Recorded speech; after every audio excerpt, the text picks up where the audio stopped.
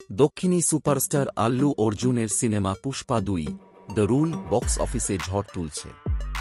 আগে থেকেই দক্ষিণী ফিল্ম ইন্ডাস্ট্রিতে আল্লু অর্জুন জনপ্রিয় ছিলেন, কিন্তু এখন হিন্দি ভাষাতেও তার একটি শক্তিশালী দর্শক গোষ্ঠী তৈরি হয়েছে।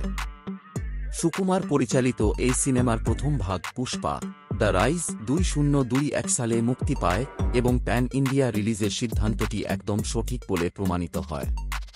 ৫ ডিসেম্বর মুক্তিপ্রাপ্ত এই সিনেমার দ্বিতীয় ভাগ পুষ্পা ২ দ্য রুল প্রথম দিন থেকেই বক্স অফিসে চমক সৃষ্টি করেছে। সিনেমাটি শুধুমাত্র ভারতের নয়, দেশের বাইরেও দর্শকদের কাছ থেকে দুর্দান্ত সাড়া পাচ্ছে। এই সিনেমা হিন্দি ভাষায় বিশেষভাবে জনপ্রিয়তা পেয়েছে এবং মুক্তির সপ্তম দিনেও সিনেমাটি বুলেট ট্রেনের গতিতে বক্স অফিসে চলছে।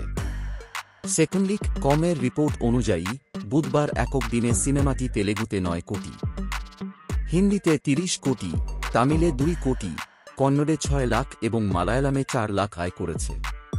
তেলেগু ভাষায় সিনেমাটির মোট সংগ্রহ ২৩৫ কোটি এবং হিন্দিতে ৭ দিনের মধ্যে ৩৯৮ কোটি টাকা উপার্জন করেছে।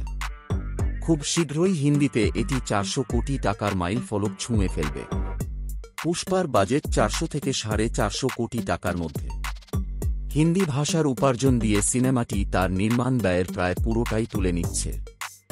বর্তমানে সিনেমাটি ১৫৭% লাভে চলছে। এটি ইতিমধ্যেই ভুল ভুলাইয়া ৩, সিংহম এগেন, ফাইটার, শয়তান, ক্রু এবং অন্যান্য বড় হিন্দি রিলিজকে পিছনে ফেলে দিয়েছে।